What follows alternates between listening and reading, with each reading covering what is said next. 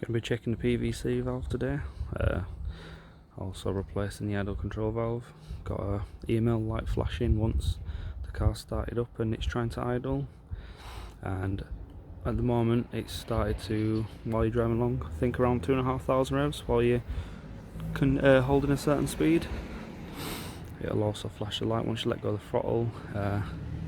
It'll then go away. I think it's possibly the idle control valve. You're thinking it's idling, maybe, but also the PVC's never been changed. They're supposed to be changed after every 30,000 miles, which this is a 2004 car, so it's got 85,000 on the clock now. So we'll just take them apart and have a little inspection while both of the parts arrive.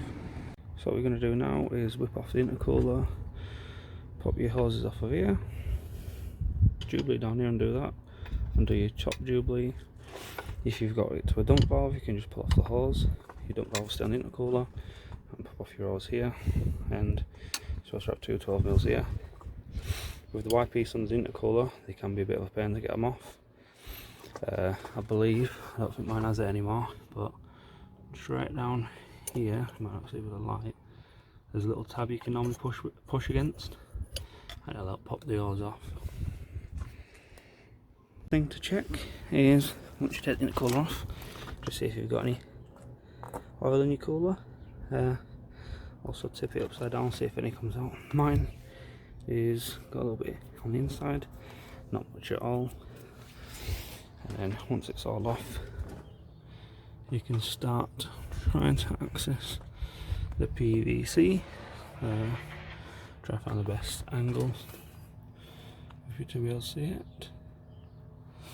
It's just underneath the turbo here, so I just need to pop all these hoses off and try and get to that. A good thing to check while you're at it as well, if you've had any funky issues like I am, is your ground point underneath. This one's a bit green, so I probably could do with some cleaning up and replacing. What I'm going to do is remove these parts from the PVC first. Just give them a good wiggle, set of pliers, just because it's old hoses and they get quite brittle and they'll start to rip. Once you can get this hose off, you might not see it on camera, there is a jubilee clip which with long those pliers might be better. On this side here, my finger's right away, and on the other side it's from down at this angle, so be a bit finicky to play with, but we'll try and get these off. I've just been struggling forever to try and spin the clip that is down where the screwdriver is. So what I've done is I put the screwdriver from the front angle for here, I pushed it to the back of the clip, and I've just pushed it all the way forward. You see the one that's moving? Probably not. That one there. To rotate it into an angle now, I can get pliers onto it. Like I said, this has never been removed, so you're in the same position, you'll struggle. And you want a set of long nose pliers now, pop them down there, you should be able to take it off.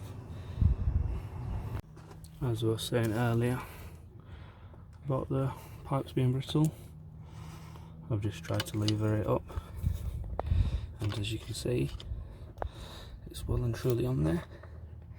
You can order these as just the PVC valve itself with the hose. I probably would have to say in this, recommend buying the full kit, about £40, so it's not too bad. But on the bright side, I can see how cruddy it is inside, and it would explain why it's not been running very well at all, if you can see any of that gunk around there. And once all that's been removed and inspected, you can then get to your PVC, which is down here. So we're gonna take this off. So I've got a hose from an automotive place.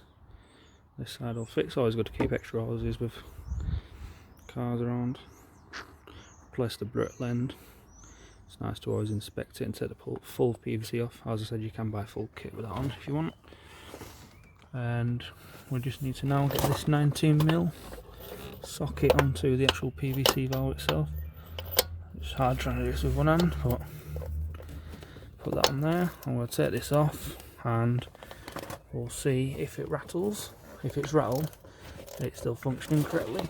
If it's not, then it's either stuck in an open or closed position, which will be causing some issues. So once you took it off, you might not be able to hear it. It does rattle a little bit, but you can still see. May not focus. The carbon deposits in there, so you can push it back and forth, and it will open. It's not the worst. What we'll do is I'll just spray it with a bit of brake cleaner. So just going to face it away from the car, because I did give it a nice ceramic coat the other day. So just going to work that back and forth, and now you can hear it. That's how it should be functioning. So it wasn't quite working. Just spray it up a few times. I'm also going to put some WD-40 in there, just to get rid of anything that's grimy, but that has saved this one to functioning fully. So when the new part arrives of this, I probably won't fit it unless I have a reason to, if it's playing up. But you've got a spare part at the same time. It cost me £9 for one of this replacement. If you're lucky like this, you can actually just clean it out.